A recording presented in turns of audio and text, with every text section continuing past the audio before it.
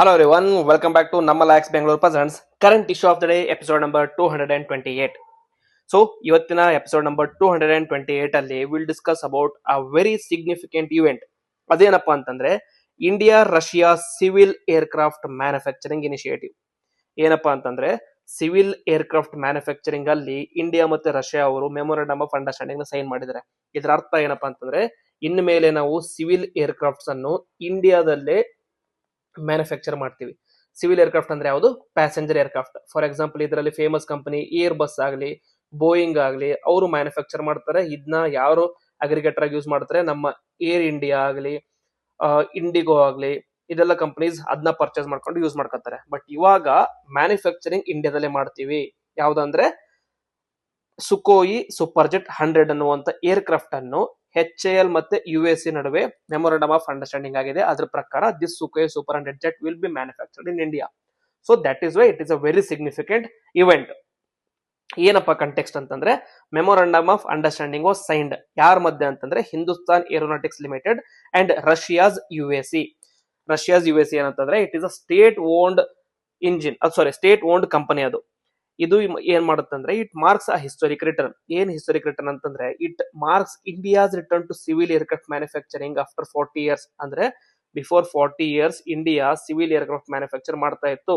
ಅದಾದ್ಮೇಲಿಂದ India started only focusing on defence aircraft manufacturing. So ಇವಾಗ ಏನಂತಂದ್ರೆ there is a shift in manufacturing initiative.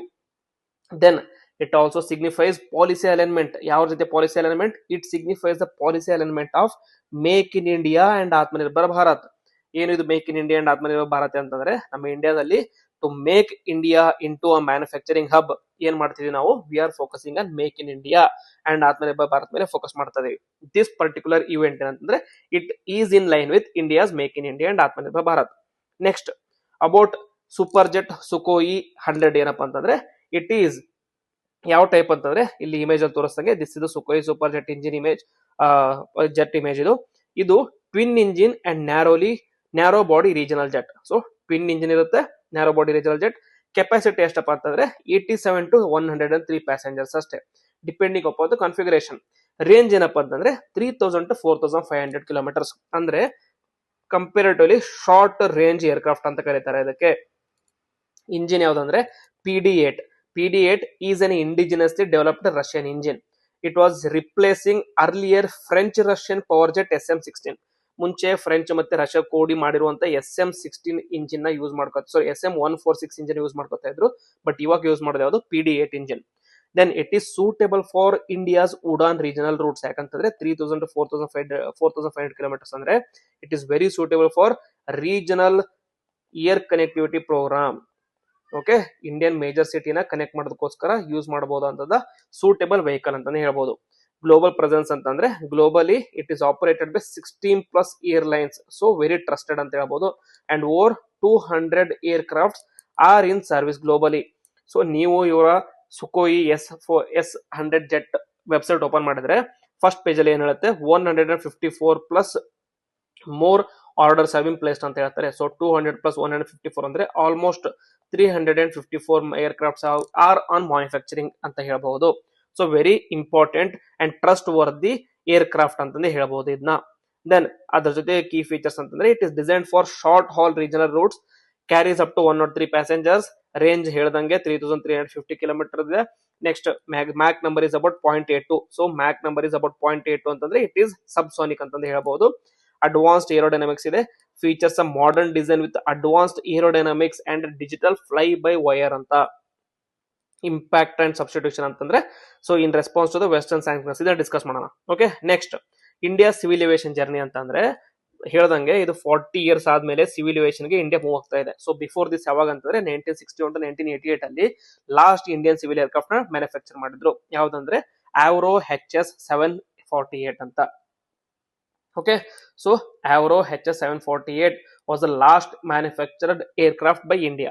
Post 1988 ಆದ್ಮೇಲೆ India we started focusing on defence aircraft. Sukhoi Tejas ನ manufacture ಮಾಡೋ start ಮಾಡಿದ್ವಿ. ನಮ್ದೇ ಆದಂತ ಒಂದು ಇಂಡಿಜಿನಸ್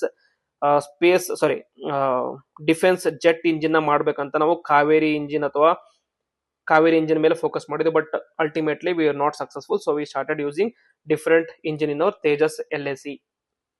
ದಟ್ 2025 ಮಾಡ್ತಂದ್ರೆ marks revival of India civil aerospace journey, very important. So next ಇದೇನಪ್ಪ ಅಂತಂದ್ರೆ ಇದರಿಂದ ಸಿಗ್ನಿಫಿಕೆನ್ಸ್ ಏನಪ್ಪಾ ಅಂತ ವೆರಿ ಸಿಗ್ನಿಫಿಕೆಂಟ್ ಇದೆ. ಒಂದು ಎಕನಾಮಿಕಲ್ ಸಿಗ್ನಿಫಿಕೆನ್ಸ್ ಇದೆ, ಅದಕ್ಕಿಂತ ಇಂಪಾರ್ಟೆಂಟ್ ಏನಪ್ಪಾ ಅಂತಂದ್ರೆ it is a strategic significance.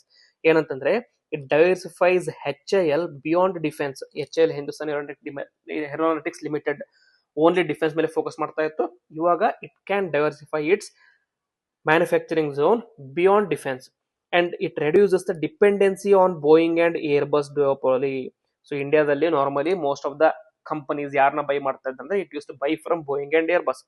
So Boeing US ಆಯ್ತು, ಏರ್ಬಸ್ ಯುರೋಪಿಯನ್ ಕಂಪನಿ ಆಗಿತ್ತು, ಅದ್ರ ಮೇಲೆ ಫೋಕಸ್ ಮಾಡ್ತಿದ್ದು, ಅದ್ರ ಮೇಲೆ ಡಿಪೆಂಡೆಂಟ್ ಆಗಿದ್ವಿ. ಸೊ ಇವಾಗ ಏನಾಗ್ತಾ ಇದೆ, it is reducing the dependency and strengthens Indian Russian industrial cooperation. So this is very significant considering recent strain in India and US relations.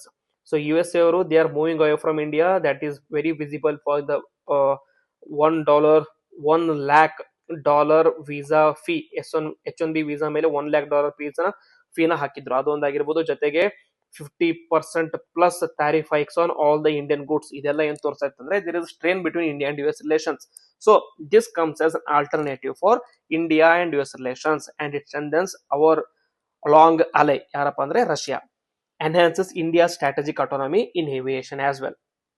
Okay, next what are the economic and policy implications then? Aerospace ecosystem ಅಲ್ಲಿ it boost domestic aerospace ecosystem. Thousands of jobs will be created and technology transfer also happens.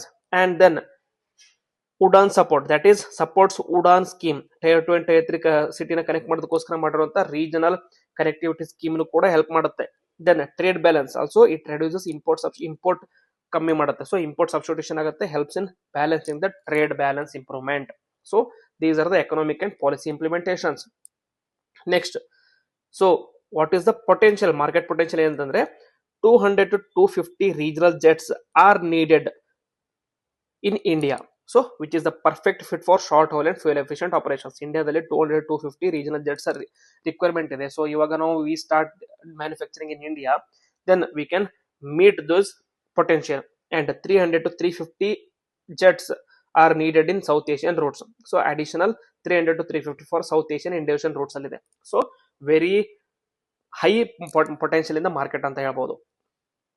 Then ಅದ್ರ ಜೊತೆಗೆ challenges ಏನಪ್ಪ ಅಂತಂದ್ರೆ what are the challenges and risks ಏನಂತಂದ್ರೆ first is regulatory challenges. ಏನಪ್ಪ ಅಂದ್ರೆ regulatory challenge ಅಲ್ಲಿ DGCA certification and testing delay ಆಗ್ತಾ ಇರುತ್ತೆ. ಸೊ DGCA ಸರ್ಟಿಫಿಕೇಶನ್ ಮೀಟ್ ಮಾಡೋದು ವೆರಿ ಇಂಪಾರ್ಟೆಂಟ್ ಆಗುತ್ತೆ ಫಾರ್ HAL. ಸೆಕೆಂಡ್ ಏನಪ್ಪ ಅಂತಂದ್ರೆ supply chain, that is supply chain disruptions due to sanctions. ಏನ್ ಸ್ಯಾಂಕ್ಷನ್ಸ್ ಅಂತಂದ್ರೆ ಪ್ರೀವಿಯಸ್ಲಿ ನಾವು S-400 ನ ಬೈ ಮಾಡುವಾಗ USA ಅವರು ಇಂಡಿಯಾ ಮೇಲೆ ಸ್ಯಾಂಕ್ಷನ್ಸ್ ನ ಹಾಕಿದ್ರು. ಓಕೆ, ಸೊ ಇದೇ ತರ ಇವಾಗ if you go for Russia manufactured Russia ಜೊತೆಗೆ ಡೀಲ್ ಮಾಡ್ತಾ ಹೋದ್ರೆ we can again influence or we can again ಏನಂತಾರೆ ಮೋರ್ ವೆಸ್ಟರ್ನ್ ಸ್ಯಾಂಕ್ಷನ್ಸ್ ನ ಅಟ್ರಾಕ್ಟ್ ಮಾಡಬಹುದು. Then market acceptance, that is Indian airlines such as IndiGo ಆಗ್ಲಿ ಏರ್ ಇಂಡಿಯಾ ಆಗಲಿ ಅವರೆಲ್ಲರೂ ಇದನ್ನ ಅಕ್ಸೆಪ್ಟ್ ಮಾಡ್ಕೋತಾರೆ, ಅದು important. That is market acceptance from major Indian airlines. Already they are ಏನ್ ಮಾಡ್ತಾರೆ, they already deploy many Airbus and Boeing ನ ಡೆಪ್ಲಾಯ್ ಮಾಡ್ತಾ ಇದ್ದಾರೆ. ಸೊ ಇವಾಗ ಸಡನ್ ಆಗಿ ಅವರು ಅದನ್ನ ಬಿಟ್ಟು ಸುಖೋಯಿಗೆ ಸ್ವಿಚ್ ಆಗ್ತಾರೆ ಇಲ್ಲೋ ಅಂದ್ರೆ doubt. Then need for true make in India localisation. ಏನಪ್ಪಾ ಅಂತಂದ್ರೆ ಪ್ರಾಜೆಕ್ಟ್ ನ we should focus on making it in India in true sense. ಅಂದ್ರೆ ನಾಟ್ ಜಸ್ಟ್ ಅಸೆಂಬ್ಲಿ ಮಾಡೋದಷ್ಟೇ ಅಲ್ಲ, ಟೆಕ್ನಾಲಜಿ ಟ್ರಾನ್ಸ್ಫರ್ ಕೂಡ ಮಾಡ್ಕೋಬೇಕು. So that we can build them on our own without the help of or without just making the assembly. So it should not be just assemble in India, but instead it should be make in India at the full scale level. Next, geopolitical and strategic dimensions ಏನಪ್ಪಾ ಅಂತಂದ್ರೆ the sanction sensitivity under the western pressure. ಇದು ಜಾಸ್ತಿ ಆಗುವಂತ chances ಇರುತ್ತೆ, but India has to move towards strategic autonomy. ಹೆದರ್ಕೊಂಡು ಕೂತ್ರೆ ಏನು ಕೆಲಸ ಆಗೋದಿಲ್ಲ. Okay, so we have to stop the western bullying. Okay, so ಆ ಬುಲ್ಲಿಯಿಂಗ್ ನ ಸ್ಟಾಪ್ ಮಾಡಿ India should move towards the strategic autonomy and multi alignment. It is also helps in balancing Russia and west. And finally expands cooperation beyond defense to civil aviation. So this is the significance. And next way forward ಏನ್ ಮಾಡ್ಬೇಕಂತಂದ್ರೆ, so challenges ಹೇಳಿದಲ್ಲ ಆ challenges ನ address ಮಾಡಬೇಕು. First ಒಂದು regulatory hurdles ಏನಿದೆ ಅದನ್ನ address ಮಾಡಬೇಕು. Bureaucratic hurdles ಅಥವಾ ರೆಗ್ಯುಲೇಟರಿ ಹರ್ಡಲ್ಸ್ ನ ಕಡಿಮೆ ಮಾಡಬೇಕು. So that making in India becomes easy. Okay, becomes easy. Second one ಏನ್ ಮಾಡ್ಬೇಕಂತಂದ್ರೆ ಸಪ್ಲೈ ಚೈನ್ ಡೆವಲಪ್ಮೆಂಟ್ ಮಾಡಬೇಕು. That is focus more on ಯಾರ ಮೇಲೆ, focus more on MSME for raw material recruitment. And finally public private partnership ನ develop ಮಾಡ್ಬೇಕು ಇದರಲ್ಲಿ. Okay, and also India should also push for research and development rather than just depending on the Western countries or other countries for aviation. India should also focus on building its own R&D ecosystem in aviation. So ಇದನ್ನೆಲ್ಲ ಮಾಡೋದ್ರಿಂದ India can emerge itself as a key player in this civil aviation industry. So very important event ಅಂತಾನೆ ಹೇಳ್ಬೋದು, especially considering the geopolitical issues. So this is about today's video. ನಿಮಗೆ video ಇಷ್ಟ ಆಗಿತ್ತು ಅಂದ್ರೆ please like ಮಾಡಿ, comment ಮಾಡಿ, ಹಾಗೆ friends ಜೊತೆ ಶೇರ್ ಮಾಡಿ. ಬೇರೆ ಟಾಪಿಕ್ಸ್ ಡಿಸ್ಕಸ್ ಮಾಡೋಕಿತ್ತಂದ್ರೆ ಅದನ್ನು ಕೂಡ ಕಮೆಂಟ್ ಬಾಕ್ಸ್ ಅಲ್ಲಿ ಬರೀರಿ. ಬರೆಯುವಂತ ಕ್ಲಾಸ್ ಅಲ್ಲಿ